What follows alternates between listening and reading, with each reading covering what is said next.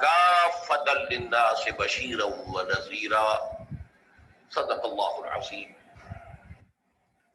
رب اشرح لي صدري ويسر لي امري واحلل عقدة من لساني يفقهوا قولي. اللهم ربنا الهمنا رشدنا واعذنا من شرور انفسنا. اللهم ارنا الحق حقا وارزقنا اتباعه وارنا الباطل باطلا وارزقنا اجتنابه. اللهم وفقنا لما تحب وترضى آمین یا رب العالمین. آپ کے علم میں ہے کہ میرا آج کا موضوع ہے عظمت مصطفیٰ صلی اللہ علیہ وسلم. اس موضوع پر سب سے پہلے مجھے یہ تمہیدی بات آپ پہ گوشگزار کرنی ہے کہ نبی اکرم صلی اللہ علیہ وسلم کی شخصیت کے عظمت کے مختلف پہلو ہیں. ایک ہے آپ کا مقام و مرتبہ اور آپ کی عظمت بحیثیت نبی. ایک ہے آپ کی عظمت، آپ کا مقام رفیع و بلند بحیثیت انسان. انسان کی حیثیت سے بھی ایک پہلو ہے روحانیات کا، آپ کا مقام اور مرتبہ روحانی اعتبار سے. دوسرا پہلو ہے عام انسانی معاملات کا، جن میں کہ انسان اپنی زندگی کے دوران لامحالہ جن میں سے گزرتا ہے اور مختلف حیثیتوں سے اس دنیا میں کام کرتا ہے. یہ جو مختلف پہلو ہیں عظمت محمدی کے صلی اللہ علیہ وسلم، ان میں سے بعض پہلوؤں کے بارے میں یہ بات ہمیں اچھی طرح سمجھ لینی چاہیے کہ اس کی عظمت، آپ کی عظمت کا بیان تو درکنار، اس کا ادراک اور شعور اور فہم بھی ہمارے لیے ناممکنات میں سے ہے. دیکھیے سادہ سی مثال ہے کہ ایک معالج کا، ڈاکٹر کا، حکیم کا کیا مقام اور مرتبہ ہے اپنے فن میں. اس سے ظاہر ہے صرف کوئی معالج یا حکیم اور ڈاکٹر ہی جان سکتا. ایک انجینئر کا کیا مقام ہے اپنے فن میں، اس سے واقفیت صرف انجینئر کو حاصل ہو سکتی ہے. لہذا ایک نبی کی حیثیت سے محمد الرسول اللہ صلی اللہ علیہ وسلم کا کیا مقام اور مرتبہ ہے، یہ صرف کسی نبی ہی کے لیے ممکن ہے کہ اس کا اندازہ کر سکے. کسی غیر نبی کے لیے یہ محال عقلی ہے. مزید برآں کسی بھی انسان کا کسی فن میں کیا مقام ہے، اس کا جو ایگزیکٹ تعین ہے وہ وہی شخص کر سکتا ہے جو اس فن میں اس سے بالا کر. اس لیے کہ نیچے جو ہوگا وہ تو صرف دیکھے گا اوپر کی طرف، اس کے لیے یہ ممکن نہیں ہے کہ اپنے سے بلندتر مقام کے حامل شخص کا اصل مقام و مرتبہ معین کر سکے. اب ظاہر بات ہے کہ نبی اکرم صلی اللہ علیہ وسلم سے بالا تر مقام کسی نبی کا نہیں، لہذا کسی نبی کے لیے بھی یہ محال عقلی ہے کہ وہ حضور کے اصل مرتبہ اور مقام کو سمجھ سکے. وجہ یہ کہ عام انسان غیر نبی، اس کے لیے تو جیسا کہ میں نے عرض کیا یہ محالات عقلیہ میں سے. اسی طرح روحانی اعتبار سے حضور کا کیا مقام ہے. ظاہر بات ہے کہ ہم جیسے لوگوں کے لیے اس کا ادراک و شعور ممکن نہیں. چند باتیں میں آپ سے عرض کیے دیتا ہوں. بعض اعتبارات سے خود حضور نے اسے وعدے کیا کہ یہ تمہارے لیے ناممکن ہے کہ سمجھ سکو. مثال کے طور پر حضور صوم وصال رکھتے تھے. صوم وصال اسے کہتے ہیں کہ آج روزہ رکھا اور شام کو اسے افطار نہیں کیا، وہی روزہ رات سے گزر کر پھر اگلے دن تک چلا اور اگلے دن شام کو افطار ہوا، تو یہ 2 دن کا صوم وصال ہے. اگر یہی بات آگے ایک اور دن چلے گی تو 3 یوم کا صوم وصال ہو جائے. نبی اکرم صلی اللہ علیہ وسلم یہ صوم وصال رکھتے تھے، لیکن اپنے ساتھیوں کو، صحابہ کو یعنی نوٹ کیجئے، ہمارے لیے تو کیا سوال پیدا ہوتا، صحابہ کو بھی روکتے تھے۔ اس پر کسی صحابی نے سوال کر لیا تو آپ نے فرمایا صلی اللہ علیہ وسلم، ایکم مثلی، تم میں سے کون ہے جو میرے مانند ہو؟ ابھی تو عند ربی، میں تو اپنے رب کے پاس رات گزارتا ہوں، وہ یطعمنی و یسقینی، وہ مجھے کھلاتا اور پلاتا ہے۔ اب بتائیے ہم میں سے کس کے لیے ممکن ہے کہ تصور کر سکے کہ یہ شب بصری جو اللہ کے ہاں ہوتی تھی اس کی نوعیت کیا تھی، اس کی کیفیت کیا تھی، وہ کھلانا اور پلانا کس نوعیت کا تھا جو اللہ تعالیٰ محمد رسول اللہ صلی اللہ علیہ وسلم کے ساتھ معاملہ کرتا تھا۔ معلوم ہوا کہ یہ چیز بھی ہمارے دائرے سے خارج ہے۔ اچھا، میں تو اپنی بات کر رہا ہوں، میں سمجھتا ہوں کہ بڑے سے بڑے صوفی اور بڑے سے بڑے ولی اللہ کے لیے بھی ممکن نہیں ہے کہ حضور کے روحانی مقام کا پورا پورا ادراک کر سکے۔ ان دونوں پہلوؤں سے جب ہماری عقلیں اور ہمارا فہم و شعور اور ادراک عاجز ہے تو اس کا مفہوم یہ ہوا کہ اس کو بیان کرنے کی کوشش کرنا بہت بڑی خطا، بہت بڑی غلطی ہے۔ یہ بڑی خطا اس اعتبار سے نوٹ کیجیے، سادہ سی مثال سے بات سمجھ میں آ جائے گی۔ ایک لطیفہ ہے، کسی دیہاتی کی کوئی مشکل تھی جسے کسی ایک شہری بابو نے، شہری شخص نے حل کر دیا، اور وہ شخص جو تھا شہری، وہ ڈپٹی کمشنر تھا، لیکن اس دیہاتی نے اسے دعا دی، خدا تجھے پٹواری بنائے، اس لیے کہ اس دیہاتی کے لیے سب سے بڑا عہدہ، سب سے زیادہ صاحب اختیار ہستی پٹواری کی تھی۔ اس کی تھوڑی سی جنبش قلم سے اس کی زمین کسی اور کے نام درج ہو جاتی، انتقال ہو جاتا، اسی کے قلم کی جنبش سے مالیانہ معاف ہو جائے گا، سارے اختیارات اس دیہاتی کے جو ہیں، اس کاشتکار کے جو ہیں، وہ تو اس کے ہاتھ میں ہیں۔ اسے کیا معلوم کہ اس پٹواری سے لے کر اس ڈپٹی کمشنر تک کتنے عہدے ہیں درمیان میں، اور وہ شخص کتنے مقام بلند پر فائز ہے جس سے وہ دعا دے رہا ہے پٹواری ہونے کی۔ اسی کا اندیشہ ہے کہ ہم اگر حضور کے ان مقامات کو بیان کرنے کی کوشش کریں گے تو شدید خطرہ ہے کہ ہم حضور کی توہین کے مرتکب ہو جائیں، اس لیے کہ کما حق بیان ممکن نہیں ہے۔ جب کما حق بیان ممکن نہیں ہے تو ہم اپنے تصور کے مطابق مدح کریں گے، اور وہ بہت کمتر ہوگی اصل مقام کے اعتبار سے، اور اسی کا نام توہین ہے۔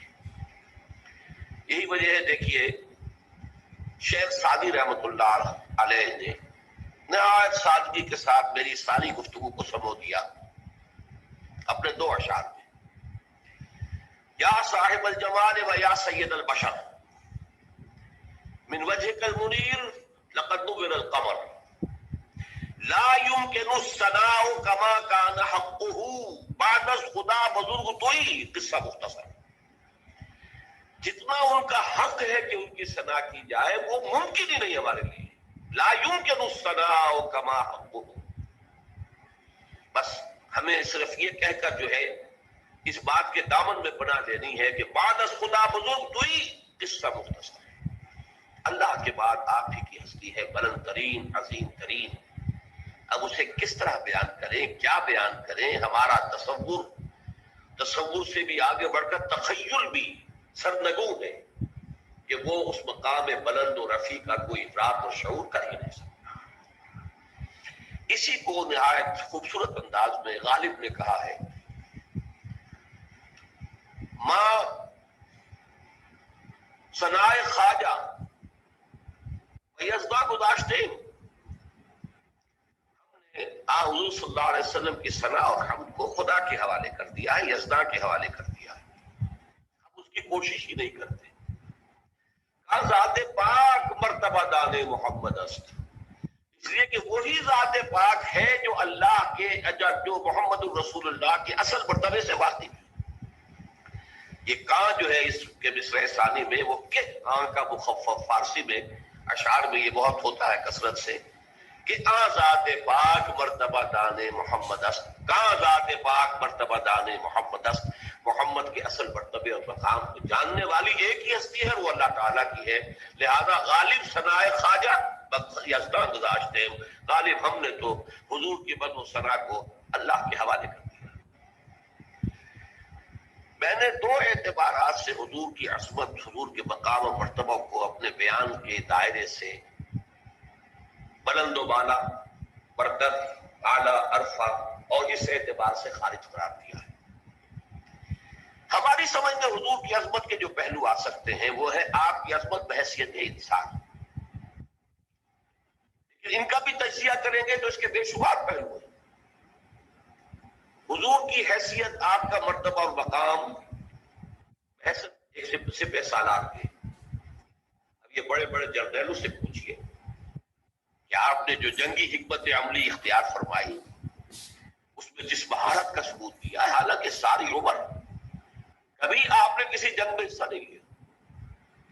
بدر سے پہلے یا اس سے پہلے کی چند مہمات میں شرکت کی ہے، باضابطہ جنگ کی نوبت نہیں آئی. لیکن یہ کہ دنیا تنگ ہے کہ جنگ کی مہارت اور اس کی حکمت عملی کو مرتب اور معین کرنے میں کس قدر آپ نے صلاحیت کا اور کس قدر قابلیت کا ثبوت دیا. پھر کسی سے صلح کرنی ہے، صلح کی نیگوشیشن، اس میں آپ نے کس مہارت کا اور کس واقفیت کا اور کس اہلیت کا مظاہرہ فرمایا.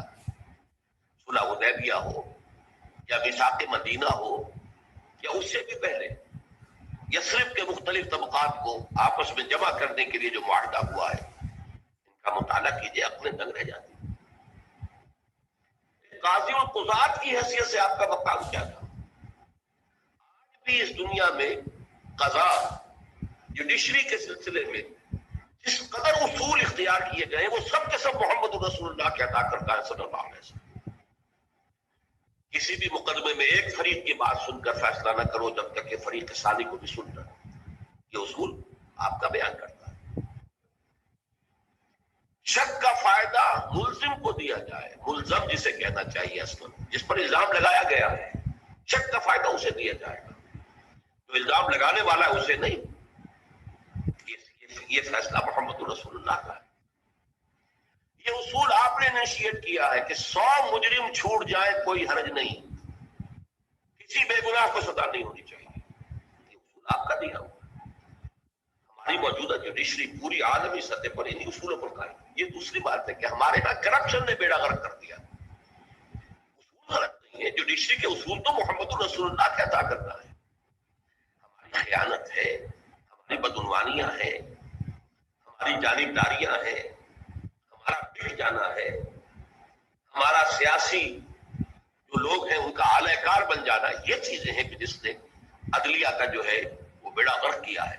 ورنہ اصولوں کا جہاں تک تعلق ہے وہ تو اصول وہ ہیں جو محمد عربی صلی اللہ علیہ وسلم نے. اس سے بھی ذرا نیچے اتریے. حیثیت پاک حضور کا کردار کیا تھا؟ یہ حضرت فاطمہ سے پوچھئے رضی اللہ تعالی عنہ. حیثیت شوہر آپ کا کردار کیا تھا اور آپ کی کیا عظمت تھی اس میں؟ یہ حضرت عائشہ سے پوچھئے، حضرت حفصہ سے پوچھئے، حضرت ام سلمہ سے پوچھئے رضی اللہ تعالی عنہ. پھر یہ کہ ایک داماد ہونے کی اعتبار سے آپ کا کیا کردار تھا؟ حضرت عمر سے پوچھئے، حضرت ابو بکر سے پوچھئے. گویا کہ جتنے انسانی علائق ہو سکتے ہیں ان کے اعتبار سے بھی آپ کی شخصیت کی عظمت، آپ کے کردار کی بلندی، یہ وہ چیزیں ہیں کہ جو ہماری سمجھ میں آ سکتی. ایک داعی کی حیثیت سے آپ کا کیا مقام ہے، ایک مربی کی حیثیت سے آپ کا کیا مقام ہے، ایک معلم کی حیثیت سے آپ کا کیا مقام ہے. یہ چیزیں ہیں کہ جو ہماری سمجھ میں آ سکتی ہیں، ان کا کچھ نہ کچھ ادراک و شعور ہم کر سکتے ہیں.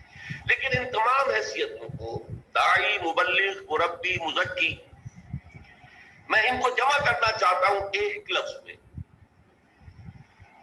ایک انقلاب کے داعی اور ایک انقلاب عظیم کے برپا کرنے والے کی حیثیت سے آپ کا مقام کیا ہے؟ گویا کہ ہم جن پہلوؤں سے حضور کی عظمت کو سمجھ سکتے ہیں ان میں سب سے نمایاں پہلو یہ ہے کہ آپ نے جو تبدیلی برپا کی یا اصطلاحاً جو عظیم انقلاب برپا کیا، اس انقلاب کا مطالعہ کیا جائے، اس کا حاصل دیکھا جائے، اس کے نتائج پر غور کیا جائے، اس کے لیے جو جدوجہد ہوئی ہے اس کے مراحل ان کے بارے میں غور کیا جائے، تو واقعتاً جو ہے حضور کی اصل عظمت نمایاں ہو کر سامنے آتی ہے۔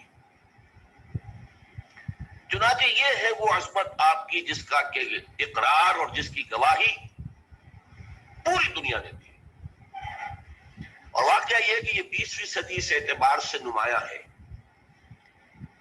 کہ جو سابقہ صدیوں کے دوران جو تعصب تھا حضور کی ذات مبارک سے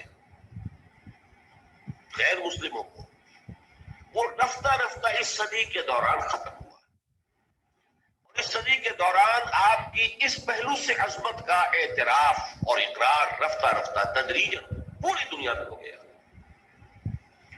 اس صدی کے بالکل آغاز میں 1920 میں اسی شہر لاہور میں بریڈلا ہال، جو اب کھنڈروں کی شکل میں شاید رہ گیا ہے یا کوئی اور چیز تعمیر ہو چکی ہو، مجھے معلوم نہیں اس کی جگہ، بریڈلا ہال لاہور میں 1920 میں ایم این رائے نے ایک لیکچر دیا تھا، دی ہسٹوریکل رول آف اسلام۔ یہ کتاب اب بھی ہندوستان میں طبع ہوتی ہے، بمبئی کا ایک ناشر شائع کرتا ہے، میں نے اس کا نسخہ دیکھا حیدرآباد دکن میں، اس کتاب کا یہاں کہیں وجود نہیں ہے۔ ہسٹوریکل رول آف اسلام میں ایم این رائے، اور ایم این رائے کون تھا اس کو نوٹ کریے، کمیونسٹ انٹرنیشنل کا ممبر تھا۔ 1917 میں انقلاب آیا ہے روس میں، اور اس کے بعد جو پوری دنیا میں شورا ہوا، چرچا ہوا ہے، تو انٹرنیشنل بنیاد پر جو تنظیم قائم ہوئی ہے کمیونزم کی، وہ کہلاتی تھی کمیونسٹ انٹرنیشنل۔ پوری دنیا کے جو چوٹی کے تھے انقلابی لوگ، وہ اس کے رکن تھے۔ ایم این رائے انڈیا کی جانب سے اس کا رکن تھا، بہت بڑا انقلابی، لیکن وہ ہسٹوریکل رول آف اسلام میں صاف کہتا ہے کہ تاریخ انسانی کا عظیم ترین انقلاب وہ تھا جو محمد رسول اللہ صلی اللہ علیہ وسلم نے برپا کیا۔ بڑی تفصیل سے کہتا ہے کہ جو فتوحات حضور کے جانشینوں نے اور جانثاروں نے حاصل کی ہیں، جو بجلی کی سرعت کے ساتھ عراق اور شام اور پھر ادھر ایران، ادھر مصر، شرقاً غرباً جس تیزی کے ساتھ فتوحات ہوئی ہیں، اگرچہ اس تیزی کے ساتھ فتوحات تاریخ انسانی میں پہلے بھی ہوئی ہیں۔ آخر ریکارڈ پر ہے کہ سکندر اعظم مقدونیہ سے چلا تھا، میسیڈونیا جسے آج کل کہا جا رہا ہے ٹیلی ویژن پر، جو کوسوو، جو اس وقت کافی عرصے تک جو ہے اخبارات کا ایک مرکزی مضمون رہا ہے اور ٹیلی ویژن کا بھی مرکزی موضوع رہا ہے، اس کے بالکل پڑوس میں جو میسیڈونیا ہے، وہاں سے ایک شخص چلا اور دریائے بیاس تک پہنچا۔ اس تیزی کے ساتھ، صورت رفتار کے ساتھ واقعہ یہ کہ وہ اپنی جگہ پر ایک بہت بڑی مثال ہے۔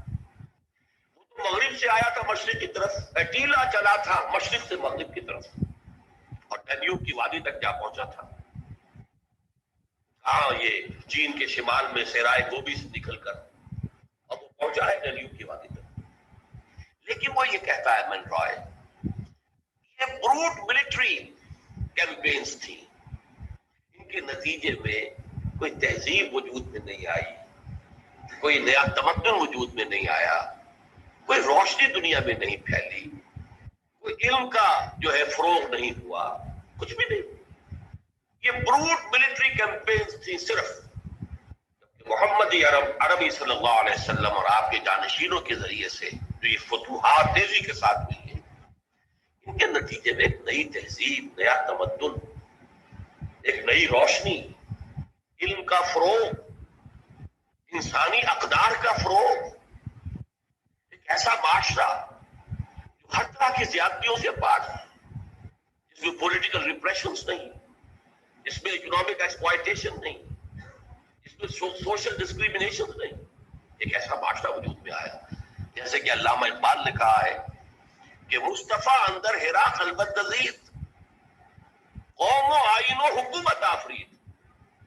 اور بھی دنیا میں بڑے بڑے لوگ رہے ہیں، رشی منی رہے ہیں، تپسیائیں کی ہیں سال ہا سال، وہ اپنی غاروں کے اندر یا کہیں اور پہاڑوں کی گفاؤں کے اندر وہ تپسیائیں کرتے رہے، لیکن محمد عربی نے چند روز جو خلوت گزینی اختیار کی تھی غار ہرا میں، مصطفیٰ اندر ہرا خلوت گزیر، لیکن وہ کتنی پروڈکٹیو تھی، کس قدر اس کا نتیجہ برآمد ہوا ہے، ایک نئی قوم، نیا تمدن، ایک نیا آئین، قوم و آئین و حکومت آفرید۔ یہ وہ ہے وہ عظمت کہ جس کا اظہار 1920 میں کیا ایم این رائے نے۔ مسلمان نہیں تھا، ہندو، کمیونسٹ۔ یہ تو تھا اس صدی کے شروع سے لے، اگر گنتی کریں گے تو 20واں سال۔ اس صدی کا اختتام جو اب تقریباً آئی گیا ہے ہمارے سامنے، اس سے ذرا 20 سال پیچھے جائیے تو 1980 میں کتاب آئی امریکہ 300، ڈاکٹر مائیکل ہارٹ کی تصنیف، ایک selection and gradation of 100 most influential personalities of human history. اس نے تاریخ انسانی، پوری تاریخ انسانی جتنی بھی انسان کو معلوم ہے، اس کا جائزہ لیا کہ اس میں، اس تاریخ کے سفر کے دوران میں اس کے رخ کو کن کن شخصیات نے موڑا ہے، جنہوں نے اس دھارے کا رخ موڑا ہے۔ ایسے 100 افراد کو چن لیا، یہ سلیکشن ہو گیا، selection of 100 most influential personalities of human history. لیکن صرف سلیکشن نہیں ہے، گریڈیشن آلسو، ان کے اندر بھی پھر درجہ بندی۔ کون ہے وہ جس نے سب سے زیادہ متاثر کیا ہے تاریخ کے دھارے کے رخ کو، سب سے زیادہ گمبھیر انداز میں موڑا ہے اس کے رخ کو، اور وہ حضرت محمد صلی اللہ علیہ وسلم کو on top of the list رکھ رہا ہے۔ عیسائی ہے اور تاحال عیسائی ہے، ابھی زندہ ہے، لیکن حضرت عیسیٰ کو نمبر 3 پر لے گیا، نمبر 2 پر لایا نیوٹن کو۔ نیوٹن کی فزکس نے جس طریقے سے تاریخ انسانی کو متاثر کیا ہے، یہ پورا جو ایکسپلوژن ہے سائنس اور ٹیکنالوجی کا، اس کا نقطۂ آغاز نیوٹن ہے، اس میں کوئی شک نہیں۔ چونکہ وہ اس انداز سے بات کر رہا ہے، مذہبی پہلو سے نہیں کر رہا ہے، اپنے عقائد کے اعتبار سے بات نہیں کر رہا ہے، اس کا موضوع یہ ہے کہ تاریخ انسانی میں اس کے دھارے کے رخ کو موڑنے والی شخصیات کون کون سی ہیں۔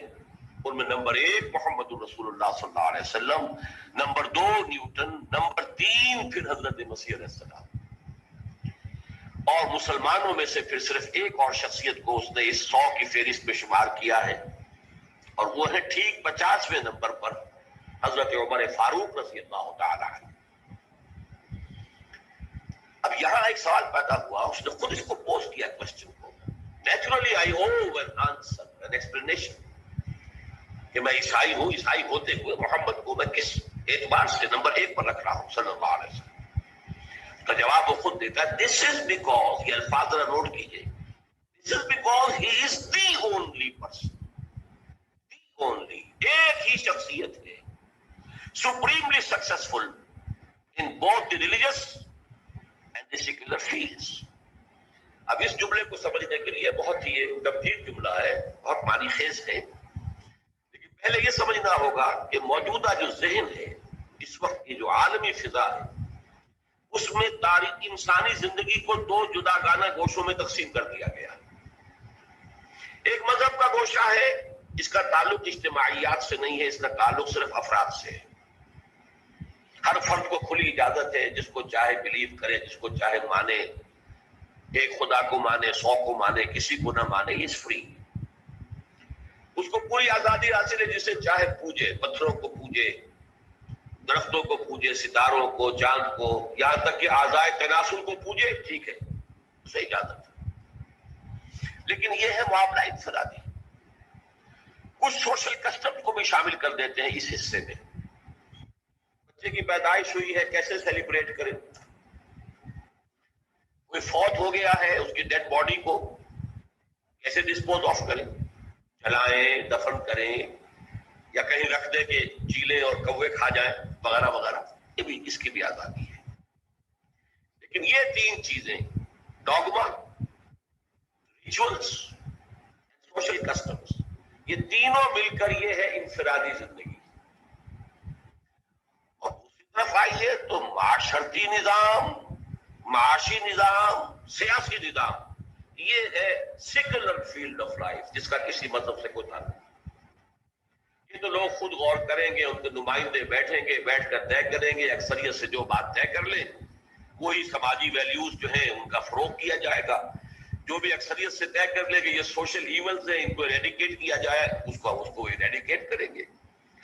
اگر وہ شراب کی اجازت دینا چاہیں گے اجازت دیں گے، شراب پہ پابندی لگانا چاہیں گے پابندی لگا دیں گے۔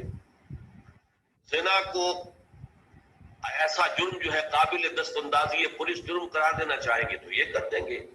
لیکن زنا بالرضا ہے تو اس میں انہیں اختیار ہے کہ وہ کہہ دیں کہ اس میں کوئی جرم والی بات نہیں ہے، سول مقدمہ بن سکتا ہے۔ اگر کسی شوہر کا حق جو ہے اس میں مارا گیا ہو تو وہ شوہر جائے اور کسی سول مقدمے کا جو معاملہ سوٹ جو ہے وہ وہاں پہ شروع کر دے۔ اسی طریقے سے دو مردوں کی شادی چاہیں گے تو لیگلائز کر دیں گے، ٹھیک ہے، ان میں سے ایک مرد جو ہے وہ شوہر کی حیثیت رکھتا ہے قانون ملکی کی نظر میں، اور دوسرا مرد جو ہے وہ بیوی کی حیثیت رکھتا ہے قانون ملکی کی نظر میں، جو چاہے کر دیں، چاہے وہ سماجی معاملات ہوں، چاہے وہ معاشی معاملات ہوں، چاہے وہ سیاسی معاملات ہوں، ان میں سے کسی کا کسی مذہب سے کوئی تصور نہیں، یہ ہے سیکولر فیلڈ آف لائف۔ اب سمجھیے اس کا کہنے کا مقصد یہ ہے کہ تاریخ انسانی میں جتنی عظیم شخصیات ہیں وہ یا ایک طرف بلند ہیں تو دوسری طرف ان کا کوئی مقام نہیں، maybe they are zero, اور اگر کوئی ہے جو ادھر بہت بلند ہے تو ان کا ادھر کوئی مقام نہیں ہو سکتا ہے کہ زیرو ہو، بلکہ ہو سکتا ہے کہ کوئی مائنس ویلیو ان کے لیے معین کرنی پڑے۔ مثلا مشرق میں گوتم بدھ، مغرب میں حضرت مسیح، مذہب کے میدان میں، روحانیات کے میدان میں، پھر پیروکاروں کی تعداد کے اعتبار سے کتنی عظمت ہے۔ مہاتما گوتم بدھ کی بھی، سدھارتھا گوتما، اور لیکن یہ جو ریاست، سیاست، معاملات ملکی، ان دونوں میں کوئی ان کا کوئی کنٹریبیوشن نہیں، کوئی مقام نہیں، کوئی مرتبہ نہیں، کوئی حیثیت، زیرو، دونوں، حضرت مسیح علیہ السلام بھی اور گوتم بدھ۔ اسی طرح میں نے ابھی بتایا اٹیلا ہو یا سکندر اعظم ہو یا اور بڑے بڑے حکمران بھی دنیا میں گزرے ہیں، ادھر یہ اس بلندی پر ہیں، لیکن ادھر ہو سکتا ہے زیرو سے بھی کام نہ چلے بلکہ مائنس ویلیو لانی پڑے، خاص طور پہ سکندر اعظم کے لیے تو کوئی نہ کوئی مائنس ویلیو معین کرنی پڑے۔ اس کا کہنا یہ ہے کہ ایک ہی انسان ہے پوری انسانی تاریخ میں جو ان دونوں میدانوں میں انتہائی بلندی پر ہے۔ This is because he is the only person، the only کے لفظ کو میں زیادہ ایمفیسائز کر رہا ہوں، اور کوئی ہے ہی نہیں، تقابل کیا ہوگا، اور کوئی ہے ہی نہیں۔ He is the only person supremely successful in both the religious and secular fields۔ یہ میں نے آپ کو صدی کے اس سرے اور صدی کے اس سرے سے دو مثالیں دے دی ہیں، ذرا ایک درمیانی مثال بھی دے دوں۔ ایچ جی ویلز، برطانوی fiction writer, scientific fiction writer کی حیثیت سے شہرت ہے، بڑے اچھے اس نے کہانیاں لکھی، ناول لکھے، جس میں وہ ریفلیکٹ کر رہا تھا یہ سائنس کدھر جا رہی ہے، جدھر جا رہی تھی، جو اکتشافات اور جو ایجادات ہونی تھی ان کو پہلے سے ویژولائز کر کے اس پر مبنی کر رہا ہے اپنے ناول کے پلاٹس اور اپنی کہانیوں کے بنیادی خاکے۔ تو سائنٹیفک فکشن کے نام سے اس اعتبار سے مشہور ہے، لیکن اس کے ساتھ ہی اس نے تاریخ عالم پر دو کتابیں لکھی ہے، short history of the world and a concise history of the world, جو ذرا نسبتاً زیادہ ضخیم ہے۔ اس concise history of the world میں وہ چیپٹر جو ہے وہ حضور صلی اللہ علیہ وسلم پر جو چیپٹر لاتا ہے، اس میں ایک بات میں اپنے دل پر جبر کر کے آپ کو بتا رہا ہوں۔ ابتدا میں حضور کی ذاتی نجی خانگی زندگی پر اس نے نہایت رقیق حملے کیے، یوں سمجھیے کہ جیسے دو ملعون نام نہاد مسلمانوں نے اس دور میں کیا ہے، سلمان رشدی نے اور تسلیمہ نسرین نے، ایک نے انگلینڈ میں بیٹھ کر، ایک نے بنگلہ دیش میں بیٹھ کر جس قسم کے چھینٹے اڑائے ہیں حضور کی شخصیت پر، اسی طرح کے چھینٹے ایچ جی ویلز نے حضور کی ذات مبارکہ پر خصوصاً خانگی زندگی پر اڑائے۔ لیکن جب اس چیپٹر کے آخر میں آتا ہے اور خطبہ حجۃ الوداع کا ذکر کرتے ہوئے باقاعدہ کوٹ کرتا ہے، فضل لعربی علی عجمی ولا لعجمی علی عربی ولا لاسود علی احمر ولا لاعمر علی اسود الا بالتقوی کلکم بنو آدم وآدم من تراب. دیکھو لوگوں، کسی عرب کو کسی عجمی پر کوئی فضیلت حاصل نہیں، اسی طرح کسی عجمی کو کسی عرب پر کوئی فضیلت حاصل نہیں، اسی طرح کسی سرخ و سفید رنگ والے شخص کو کوئی فضیلت حاصل نہیں کسی سیاہ روح پر، سیاہ فام پر، اور اسی طریقے سے کسی سیاہ فام کو کوئی فضیلت حاصل نہیں سفید فام پر یا سرخ روح پر، الا بالتقوی. فضیلت کی بنیاد صرف تقوی ہے. کلکم بنو آدم وآدم من تراب، تم سب کے سب آدم کی اولاد ہو، اس کی نسل سے، اور آدم کی تخلیق مٹی سے ہوئی تھی. اس کو کوٹ کرتا ہے، اور پھر ذرا نوٹ کیجئے یہ جملے، واقعتاً بڑے گہرے جملے. Although the sermons of human freedom, fraternity and equality were set before also، کہ اگرچہ انسان کی حریت، اخوت اور مساوات کے واس تو دنیا میں پہلے بھی بہت کہے گئے. یہ جملہ نوٹ کر لیا. اب اگلا جملہ اور زیادہ قابل توجہ ہے.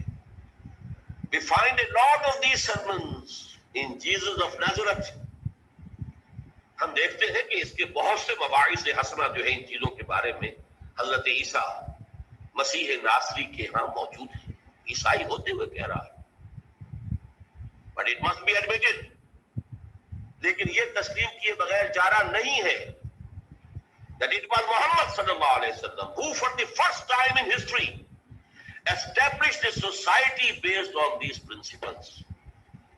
یہ صرف محمد عربی صلی اللہ علیہ وسلم تھے جنہوں نے تاریخ انسانی میں پہلی مرتبہ ایک معاشرہ باضابطہ بالفعل انہی اصولوں پر قائم کر کے دکھایا. اب آپ اندازہ کیجئے، یہ ٹریبیوٹ ہے، اور ٹریبیوٹ کس کا ہے؟ دشمن کا ہے. وہ معتقد نہیں ہے. میں نے اسی لیے بتایا آپ نے دل پر جبر کر کے کہ اس نے کیا کیا. اس حد تک ایک شخص کی اس میدان میں اتنی بڑی حماقت کا مظاہرہ کر رہا ہے کہ کہتا ہے کہ سمجھ میں نہیں آتا کہ معاذ اللہ ثم معاذ اللہ نقل کفر کفر نہ باشد، کہ محمد جیسے گھٹیا آدمی کے گرد خدیجہ اور ابو بکر اور عمر جیسے عظیم انسان کیسے جمع ہو گئے. حالانکہ اس احمق سے کوئی پوچھے کہ اس سوال کا جواب تو تمہیں دینا چاہیے. درخت تو اپنے پھلوں سے پہچانا جاتا ہے، اور تم جو ہے اس مقصد سے کہ ان کی عظمت کا اقرار ہے، ادراک ہے، شعور ہے، اعلان ہے، اعتراف ہے حضرت خدیجہ کا، حضرت ابو بکر کا، حضرت عمر کی عظمت کا. سمجھ میں نہیں آتا اتنی عظیم شخصیتیں ایسے گھٹیا انسان کی جد کیسے جمع ہو. تو میں نے آپ کو اندازہ دے دیا کہ کس قدر زہر اس کے اندر بھرا ہوا ہے. ذاتی طور پر عناد ہے، دشمنی ہے، بغض، لیکن اس حقیقت کا ادراک کر رہا ہے اور اس کا اعلان اور اعتراف کر رہا ہے. Although the sermons of human freedom, fraternity and equality were set before also, we find a lot of these sermons in Jesus of Nazareth. It must be admitted that it was Muhammad sallallahu alaihi wasallam who for the first time in history established a society based on these principles. میں نے اسی لیے اس کی دشمنی کو پہلے جو ہے اسٹیبلش کیا ہے تاکہ وہ جو عربی مقولہ ہے الفضل ما شہدت به الاعداء، اصل فضیلت تو وہ ہے کہ جس کا اقرار اور اعتراف دشمن بھی کرے. ظاہر بات ہے کہ جو دوست ہے، عقیدت مند ہے، عام طور پر وہ جو محبت کرنے والا ہے اس کی نگاہ جو ہے وہ اپنے محبوب کی کسی خامی کو دیکھ ہی نہیں سکتی. اس کی طرف سے وہ گویا کہ نابینا ہو جاتا ہے. دشمن کا کوئی خیر نظر نہیں آتا، کوئی خوبی نظر نہیں آتی، اور دوست اور محبوب کا کوئی عیب نظر نہیں آتا. لیکن اگر وہ دشمن کسی کی کسی فضیلت کا، کسی کی عظمت کا اعتراف کرے تو معلوم ہوا کہ اب اس میں کسی شک و شبے کی گنجائش نہیں. یہاں البتہ ذرا ایک بات نوٹ کر لیجئے، یہ جملے جو ایچ جی ویلز نے لکھ دیے تھے، موجودہ جو مرتبین ہیں، چونکہ وہ تو فوت ہوا بہت عرصہ ہوا، اب جو کتاب چھپتی ہے یہ کنسائزنسی آف دی ورلڈ، وہ نئے ایڈیٹرز ہیں، انہوں نے ایڈٹ کیا ہے. ہمیشہ جو نیا ایڈیشن آتا ہے تو اس کے اوپر تو نظر ثانی ہوتی ہے. تو نئے ایڈیٹرز نے یہ جملے حذف کر دیے ہیں، ان کے حلف سے نیچے نہیں اتر پائے. یہ وہ کڑوی گولی تھی جو ان کے حلف سے نیچے نہیں اتر پائی. اس لیے وضاحت کر دی کہ مبادا آپ میں سے کوئی اس کتاب کو حاصل کرے اور پھر دیکھے اور وہاں یہ جملے نہ پائے. موجودہ ایڈیشن میں وہ نہیں ہے، لیکن آپ کو پنجاب لائبریری سے یا کسی اور پرانی لائبریری سے جن میں کہ پرانے نسخے موجود ہوں، کتاب مل جائے گی کہ جس میں یہ نسخے بغیر ہی الفاظ میں موجود ہے جو میں نے آپ کو سنا. بہرحال اب میں اس بات کو زیادہ طول نہیں دینا چاہتا. حضور کی اصل عظمت جس کو ہم بحیثیت انسان سمجھ سکتے ہیں اور جس کا لوہا آج پوری دنیا مان رہی ہے، جس کا انکشاف پوری طرح عالم انسانی پر ہو چکا ہے، وہ یہ ہے کہ آپ نے ایک عظیم ترین انقلاب برپا کیا، گمبھیر ترین، جامع ترین، ہمگیر ترین اور کم از کم وقت میں برپا کیا. اور اس سے بھی زیادہ نمایاں بات یہ ہے کہ اس انقلابی جد و جہد کا ابتدا سے لے کر اختتام تک اس کے جتنے مراحل آئے، ہر مرحلے پر قیادت کی ذمہ داری ادا فرمائی. اس اعتبار سے ذرا ایک تقابل کر لیجئے، تاریخ انسانی کے دو انقلابات بہت مشہور ہیں. انقلاب فرانس سے یقیناً بڑا انقلاب تھا، دنیا سے بادشاہت کا خاتمہ، جمہوریت کے دور کا آغاز اسی انقلاب فرانس سے ہوا، 250 برس قبل کی شے ہے. انقلابی روس، بولشوک ریولوشن آف 1917 یقیناً عظیم انقلاب تھا، اگرچہ 70 برس کے اندر اندر اس کی موت واقع ہو گئی، لیکن جب اٹھا تھا، کھنڈر بتا رہے ہیں، عمارت عظیم تھی، بڑے جوش و خروش کے ساتھ وہ وجود میں آیا، بڑے جوش و خروش کے ساتھ پھیلا. کہاں روس سے وہ لیٹن امریکہ تک جا پہنچا، کتنی اس کی توسیع ہوئی ہے، کس بجلی کی سسوت کے ساتھ ہوئی ہے. لیکن ان دونوں انقلابات کا آپ جائزہ لیں گے تو نمبر ایک، دونوں جزوی انقلاب تھے. ایک میں صرف سیاسی ڈھانچہ بدلا، باقی عقائد بھی وہی، رسومات بھی وہی، سماجی نظام بھی وہی، سماجی ویلیوز بھی وہی، معاشی نظام بھی وہی، معاشی تمام جتنے بھی انسٹیٹیوشنز تھے وہ بھی وہی، صرف سیاسی نظام، باقی زندگی جو کی. بولشوک ریولوشن کے ذریعے معاشی ڈھانچہ بدل گیا، انفرادی ملکیت ختم ہو گئی، قومی ملکیت میں آ گئے تمام وسائل پیداوار. بس باقی آپ کو معلوم ہے جیسے وہ کرسچنز پہلے تھے ویسے ہی کرسچن بعد میں رہے، جو عقائد پہلے تھے وہی ان کے بعد میں رہے، سماجی ویلیوز وہی رہی، سارا نقشہ جو کا تو رہا. معاشی انقلابات اس کو پس منظر میں رکھ کر دیکھیے، محمد عربی صلی اللہ علیہ وسلم کا لایا ہوا انقلاب گمبھیر ترین، میں کہہ رہا تھا جامع ترین. یہاں آپ مائکروسکوپ لگا کر تلاش کیجئے کہ کوئی چیز ایسی ہے جو سابقہ حالت پر باقی رہ گئی ہو، جواب نفی میں آئے گا. عقائد بدل گئے، نظریات بدل گئے، انفرادی شخصیتیں بدل گئی، اخلاق بدل گئے، شب و روز کے انداز بدل گئے، صبح و شام کا انداز بدل گیا، نشست و برخاست کے انداز بدل گئے، پھر سماجی نظام بدل گیا، سیاسی نظام بدل گیا، معاشی نظام بدل گیا. وہ قوم جس میں کہ لکھے پڑھے لوگ بمشکل انگلیوں پر گنے جا سکتے تھے، وہ علوم کی موجد ہو گئی، دنیا کی استاد بن گئی. اس نے مشرق و مغرب سے علوم لیے، یونان سے بھی لیے اور چین اور ہند سے بھی لیے، انہیں ڈیولپ کیا، پڑھایا اور پورے عالم انسانیت کی طرف پھیلا دیا. یہ سارا کام انقلاب عظیم، گمبھیر ترین، ہمگیر ترین، جامع ترین انقلاب. تو جو نسبت خاطرہ عالم پاک، یہ فرانس کا ریولوشن کہاں کھڑا ہوگا؟ انقلاب محمد صلی اللہ علیہ وسلم کے تقابل میں. مارس کا انقلاب کہاں کھڑا ہوگا؟ انقلاب محمد صلی اللہ علیہ وسلم کے تناظر میں. نمبر دو، ان تمام انقلابات کے اندر یہ چیز قدر مشترک ہے کہ فکر دینے والے اور دعوت کا آغاز کرنے والے کچھ اور لوگ تھے، لیکن وہ صرف قلم کار تھے، وہ صرف فائٹرز تھے، مصنفین تھے، وہ مرد میدان نہیں تھے. وہ انقلاب کے لیے عملی جد و جہد میں سامنے نہیں آ سکے.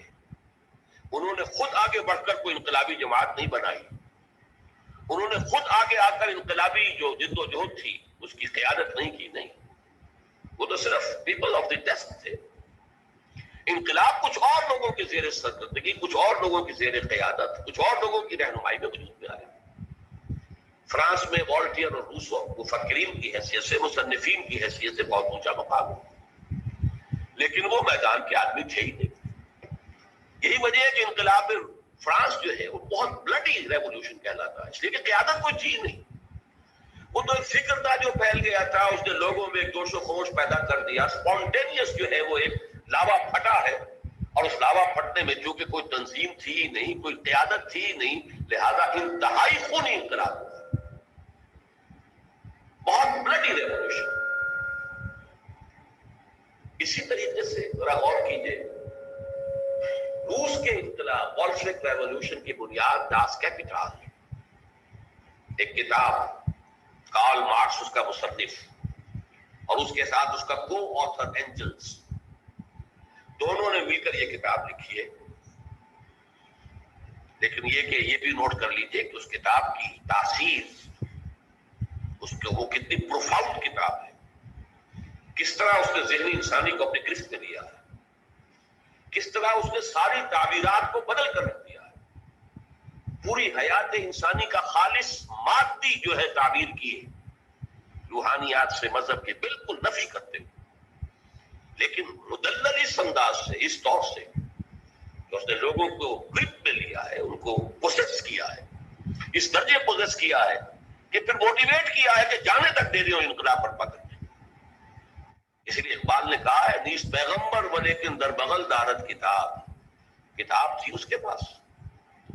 جیسے کہ آپ کو معلوم ہے کہ محمد عربی صلی اللہ علیہ وسلم کا انقلاب اگر اسے ٹریس کریں گے تو وہ قرآن کے ذریعے سے وجود میں آیا، اتر کر ہرا سے سوئے قوم آیا اور ایک نسخے کی نیا ساتھ لایا۔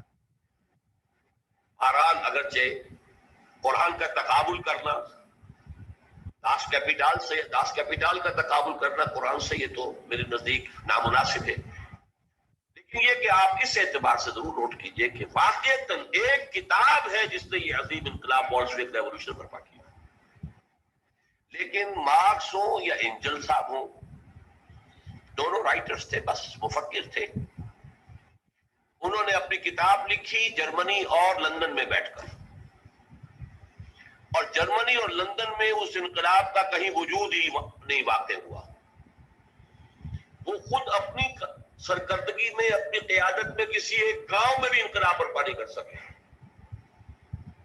انقلاب آیا کہاں؟ تیسرے تیواڑے اللہ میاں کے پچھواڑے، کس قدر دور، روس میں انقلاب آیا، بولشوک پارٹی، مونشوک پارٹیز، ان کے ذریعے سے، اور عین وقت پر چونکہ ایگزائل میں تھے، جیسے کہ خمینی صاحب ایگزائل میں تھے اور عین وقت پر آ کر انہوں نے جو ایران میں ہنگامہ جاری تھا اس کی قیادت اپنے ہاتھ میں سنبھال لی، اسی طرح عین وقت پر لینن آیا ہے اور اس نے آ کر قبضہ کیا ہے، ہائی جیک کیا ہے قیادت کو اور انقلاب برپا کر دیا۔ اس تناظر میں دیکھیے، محمد عربی صلی اللہ علیہ وسلم ایک فرد واحد کی حیثیت سے اپنی دعوت کا آغاز کرتے ہیں، وہی فکر دینے والے، وہی دعوت دینے والے، وہی ہیں جو اسٹریٹ پریچنگ کر رہے ہیں، مکے کی گلیوں میں گھوم رہے ہیں، یا ایھا الناس قولوا لا الہ الا اللہ تفلحوا، اسٹریٹ پریچنگ گلیوں میں، جیسے حضرت عیسیٰ علیہ السلام اسٹریٹ پریچنگ کرتے تھے۔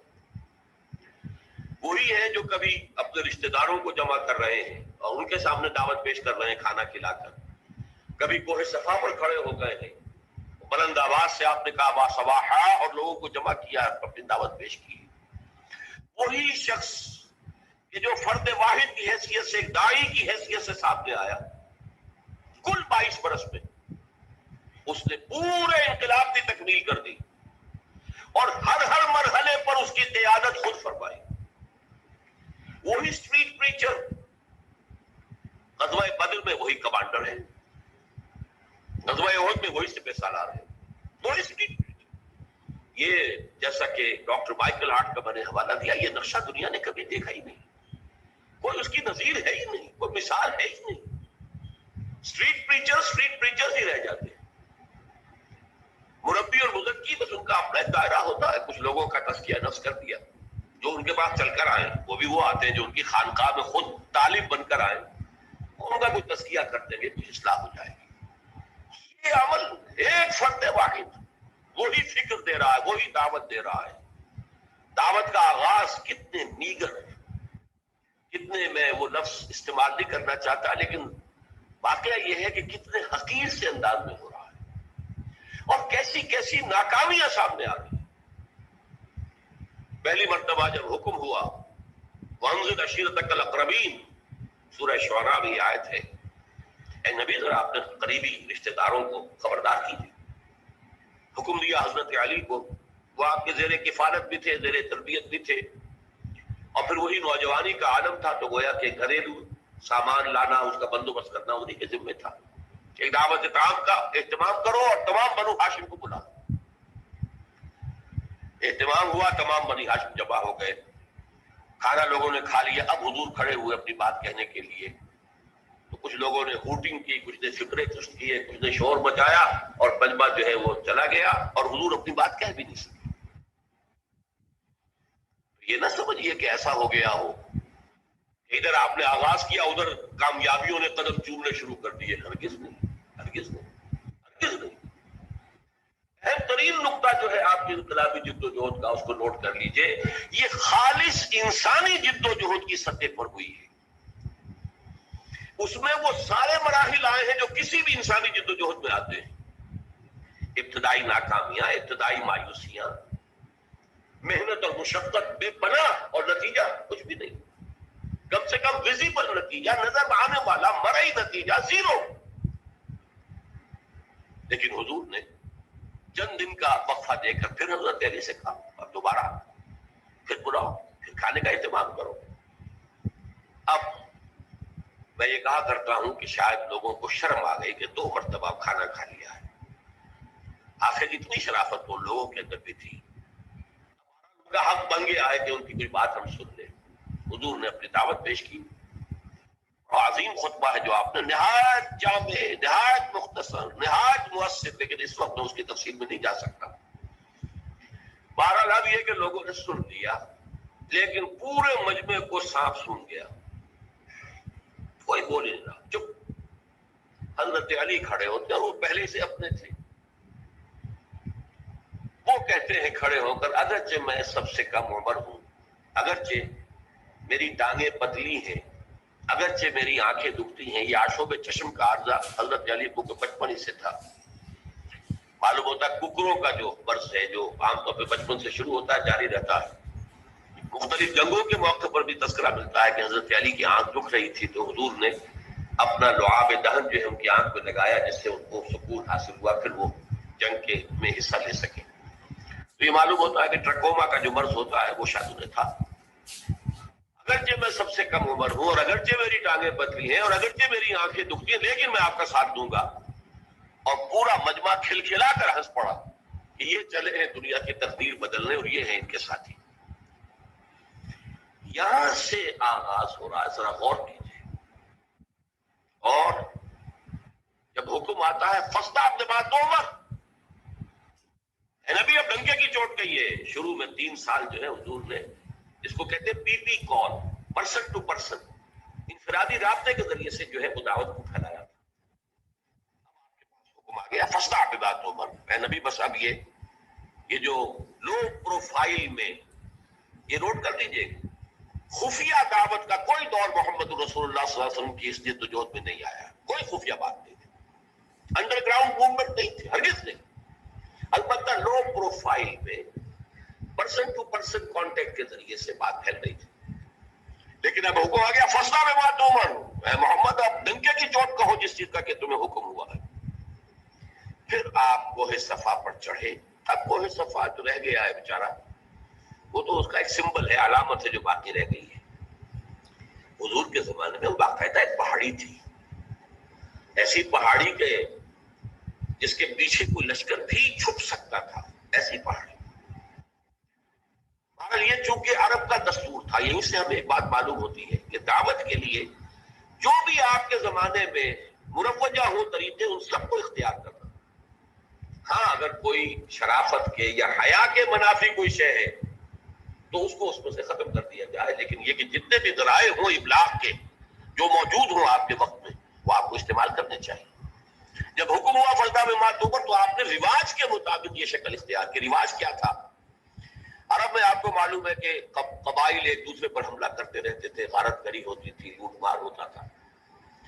تو اگر کسی کو یہ اطلاع مل جاتی تھی کسی قبیلے کے فرد کو کہ فلاں قبیلہ ہم پر حملے کا پروگرام بنا رہا ہے، اور ہو سکتا ہے آج ہی رات کو، اور رات کو بھی نہیں، وہ جس سے آپ کہتے ہیں small hours of the morning, اس میں وہ آ کر حملہ کیا کرتے تھے 2 3 4 بجے، جبکہ نیند کا انتہائی غلبہ ہوتا ہے لوگوں پر. وہ سوئے ہوئے پر آ کر اچانک ٹوٹ پڑنا، قتل بھی کرنا اور لوٹ مار کر کے بھاگ جانا، یہ ان کا ایک عام رواج تھا. تو جس کسی کو اطلاع مل جاتی تھی کہ قبیلہ جو ہے اس طور سے حملہ آور ہوا چاہتا ہے، وہ کسی بلند مقام پر چڑھ جاتا تھا، کپڑے اتار دیتا تھا، مادر ذات پر حنا ہو جاتا،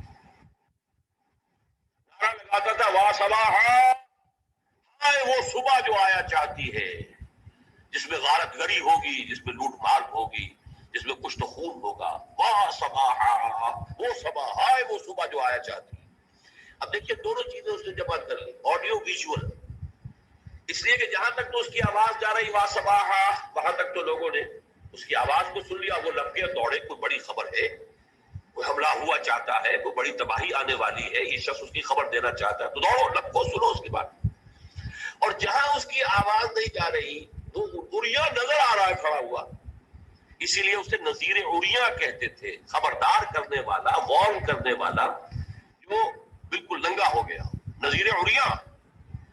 حضور نے اس میں صرف یہ کمی کی کہ ظاہر بات ہے کہ یہ حیا کے خلاف تھی، بات فطرت کے منافی تھی، آپ نے کپڑے نہیں اتارے، لیکن نعرہ وہی لگایا واہ صباحا. اب لوگ جو ہے وہ آئے، جمع ہوئے، اونچائی پر آپ کھڑے تھے، لوگوں نے دیکھا بھی، پھر اپنی دعوت پیش کی. اور آپ کے علم میں ہے یہ واقعات تو سب جانے بوجھے ہیں کہ اس مجمع میں سے سگا چچا بولتا ہے تبا لگا لہذا جمعتنا، تمہارے لیے ہلاکت اور بربادی ہو گیا، تم نے اس کام کے لیے ہمیں جمع کیا. ہم سمجھے تھے کوئی واقعی خبر دینے والے ہیں، تم کوئی بات بتانے والے. اور نوٹ کیجیے جو میں نے عرض کیا تھا وہ پہاڑی کتنی بڑی تھی کہ حضور نے پہلے یہ کہا کہ لوگوں اگر میں تمہیں یہ خبر دوں کہ اس پہاڑی کے پیچھے دشمن کا لشکر ہے جو تم پر ٹوٹ پڑنا چاہتا ہے تو میری بات مانو گے کہ نہیں؟ یعنی وہ پہاڑی اتنی تھی کہ اس کے پیچھے کوئی گروہ، کوئی لشکر جو ہے وہ چھپ سکتا. انہوں نے کہا ضرور. ایک تو اس لیے کہ آپ بلندی کے مقام پر پہاڑی پر کھڑے ہیں، پہاڑ کے دونوں طرف دیکھ رہے ہیں، اور دوسرے یہ کہ آپ نے تو کبھی جھوٹ بولا ہی نہیں، آپ صادق الامین ہیں. یہ پہلے گواہی لے کر آپ نے بات کی ہے اپنی. میں تمہیں اللہ کے عذاب سے ڈراتا ہوں، آخرت کے محاسبے سے ڈراتا ہوں. جس پر اس نے کہا تبا لگا لہذا جمعتنا، جس پر یہ صورت نازل ہوئی ہے تبت یدا ابی لہب وتب ما اغنی عنہ مالہ وما کسب سیصلی نارا ذات لہب وامرأتہ حمالۃ الحطب فی جیدہا حبل من مسد. تو یہ میں نے 2 جھلکیاں آپ کو دکھائی کہ کیسا میگر سٹارٹ ہے، کتنا دل کو توڑ دینے والا، کتنا انسان کی ہمت کے لیے یہ سمجھیے کہ صبر آزما جس کو کہنا چاہیے، صبر کی پوری آزمائش کرنے والا یہ معاملہ ہوا ہے جس سے کہ آغاز ہوا ہے. اور میں اس کو اب مختصر کر رہا ہوں. پورے 10 برس کی محنت اور مشقت محمد عربی صلی اللہ علیہ وسلم، اور ذہن میں رکھیے آپ جیسا مبلغ، آپ جیسا مربی، آپ جیسا مزکی، آپ جیسا معلم نہ پہلے پیدا ہوا نہ کبھی ہو سکتا ہے. امتناع نظیر، حضور کی نظیر محال مطلق. بلکہ ہمارے ہاں بعض علماء کا اور ایک خاص مکتب فکر کا تو یہ موقف ہے کہ خود اللہ بھی اس پر قادر نہیں ہے کہ کوئی دوسرا محمد پیدا کر سکے.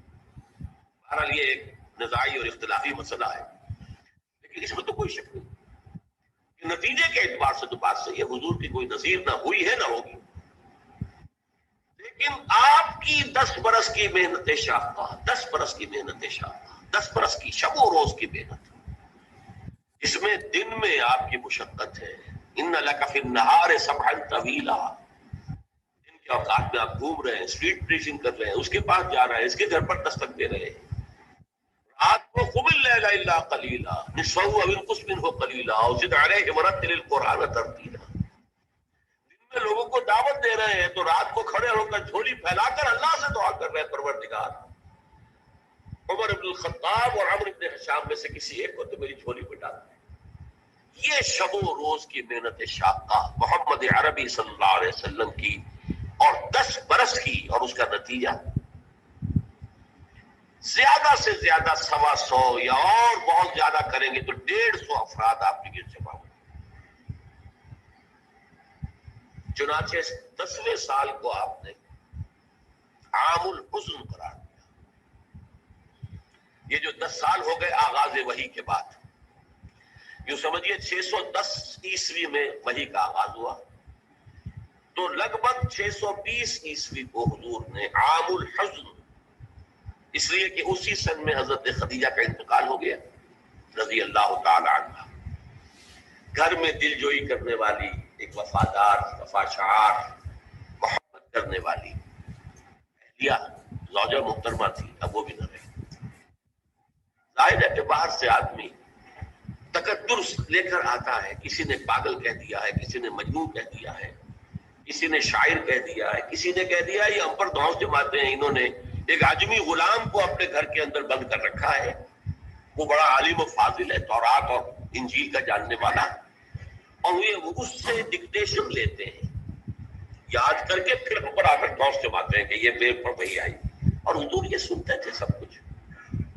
قرآن مجید میں نقشہ کھینچا گیا ہے، آپ کا قلب انتہائی حساس تھا، یہ باتیں سن کر آپ کو رنج اور افسوس ہوتا تھا۔ وَلَقَدْ نَعْلَمُ أَنَّكَ يَضِيقُ صَدْرُكَ بِمَا يَقُولُونَ، اے نبی ہمیں خوب معلوم ہے، اللہ تعالیٰ فرما رہے ہیں، دل جوئی کے لیے فرما رہے ہیں، ہمیں خوب معلوم ہے کہ جو کچھ یہ لوگ کہہ رہے ہیں اس سے آپ کا سینہ بھینچتا ہے، تکبر پیدا ہوتا ہے، رنج ہوتا ہے، غم ہوتا ہے، افسوس ہوتا ہے۔ یہی وہ لوگ تھے جو میری راہ میں اپنی آنکھیں بچھاتے تھے، یہی وہ لوگ ہیں جو صادق الامین کا خطاب مجھے دیتے تھے، مجھ سے انتہائی محبت کرنے والے لوگ۔ آج کوئی مجنون کہہ رہا ہے، کوئی پاگل کہہ رہا ہے، کوئی شاعر کہہ رہا ہے، کوئی ساحر کہہ رہا ہے، کوئی مشہور کہہ رہا ہے، کوئی کذاب کہہ رہا ہے، نقل کفر نہ بات، ساحرون کذاب الفاظ قرآن مجید میں آئے۔ یہ سب کچھ آپ سن کر گھر پر آتے تھے تو گھر پہ کوئی تسلی دینے والی تھی نہ، لیکن اب وہ بھی نہ رہی۔ آپ کو معلوم ہے یہ واقعات بڑے اہم ہیں سیرت النبی کے۔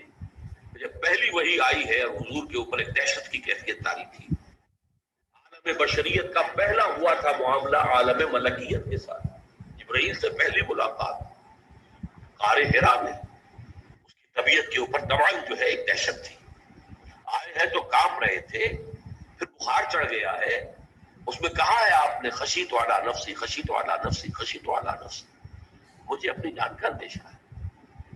یہ کیا صورتحال ہے، یہ کیا ذمہ داری ہے جو مجھ پر آ گئی؟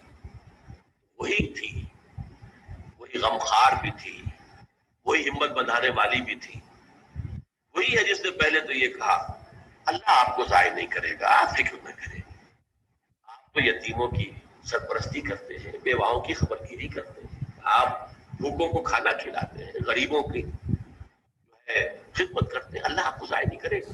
اور اس ضمن میں مجھے ایک واقعہ یاد آ رہا ہے، یہ واقعہ امام راضی نے نقل کیا اپنی تفسیر کبیر میں، اور یہ ہے آغاز وحی سے قبل کا واقعہ۔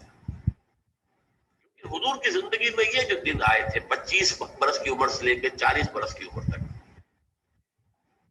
25 برس کی عمر تک کی آپ کی زندگی بڑی مشقت کی زندگی رہی، بڑی محنت کی زندگی رہی، افلاس کی زندگی رہی، تنگ دستی کی زندگی رہی۔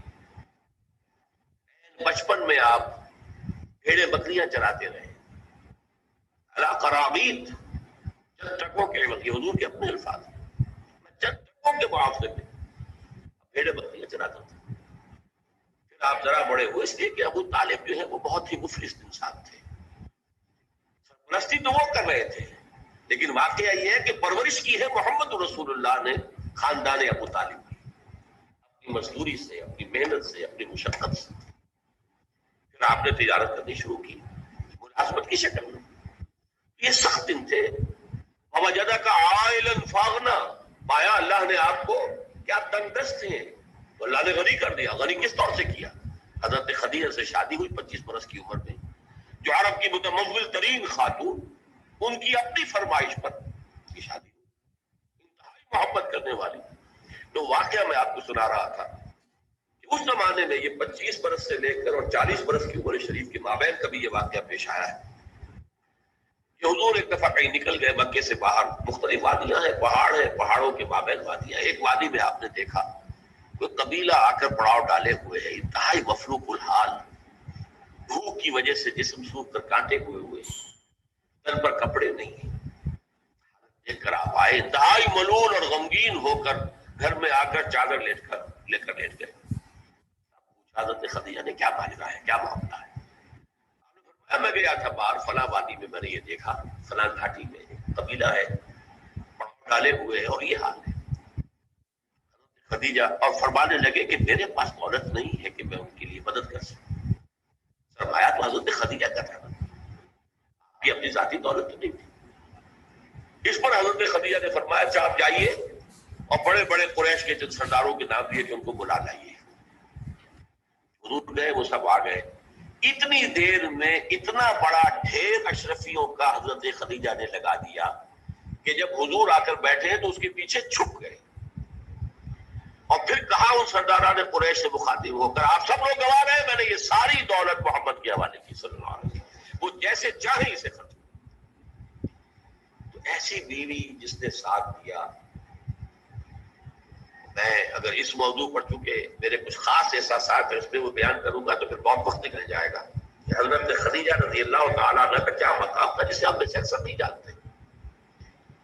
ہمارے ہاں تو جیسے ہے گرفتار ابو بکر و علی ہوشیار باش، یا ابو بکر کی فضیلت رضی اللہ تعالیٰ عنہ اہل سنت کے نزدیک یا اہل تشیع کے حضرت علی کی فضیلت اسی میں گرفتار ہے، اسی میں جھگڑا ہے۔